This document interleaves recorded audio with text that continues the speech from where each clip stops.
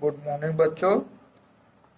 आज मैं class 7th subject Hindi तुलसी chapter 4 पढ़ा रहा हूँ। पार्ट 4 चैप्टर 4 और पार्ट 4 पढ़ा रहा हूँ। तो बाकी का जो हिस्सा है जो बाकी रह गया था उसमें देखिए जो ठंड जो पड़ रही थी, हल्कू क्या कर रहे थे, पत्तियां जलकर खत्म होते ही बगीचे में फिर से अंधेरा छा गया। हल्कू ने फिर चादर ओढ़ ली।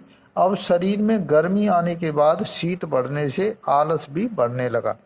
जबरा जोर से भौंककर खेत की ओर भागा। हल्कू को ऐसा मालूम हुआ जैसे नील गायों का झुंड खेत में आ गया है और उनके कूदने और दौड़ने की आवाजें साफ सुनाई दे रही थीं।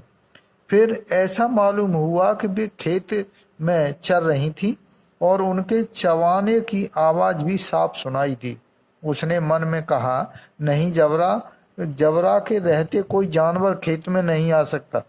उसने कई बार जबरा को जोर से पुकारा। जबरा भौंकता रहा और उसके पास न आया।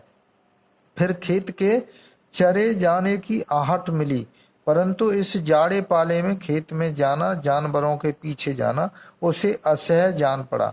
वह चाहकर भी अपनी जगह से हिल नहीं सका। जबरा फिर भौंका। जानवर खेत चर रहे थे। हल्कू पक्का इरादा करके उठा, पर एकाएक बिच्छू के डंक सा ठंडी हवा का ऐसा झोंका लगा कि वह फिर बुझते हुए अलाव के पास आ बैठा और राख को कुरेद कर अपनी ठंडी देह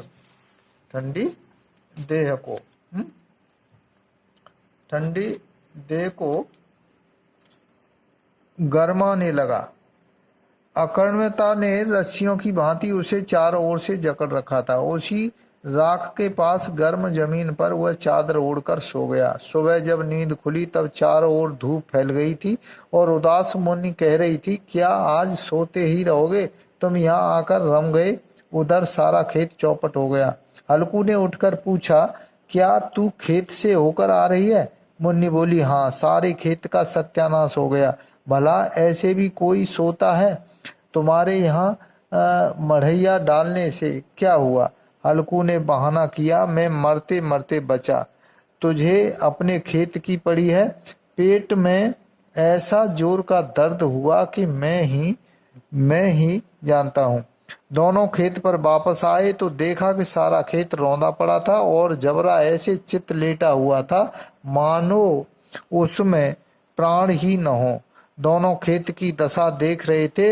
मुन्नी ने किंचित होकर कहा, अब मजदूरी करके माल गुजारी भरनी पड़ेगी। पर हल्कू ने प्रसन्न मुख से कहा, हाँ, रात को ठंड में यहाँ सोना तो नहीं पड़ेगा। तो बच्चों, ये थी हमारी कहानी और इससे हमें शिक्षा मिलती है उधार लेने की प्रवृत्ति से सदैव बचना चाहिए। तो अगला जो अभ्यास है वो हम अगले वीडियो में डालेंगे। So thank you.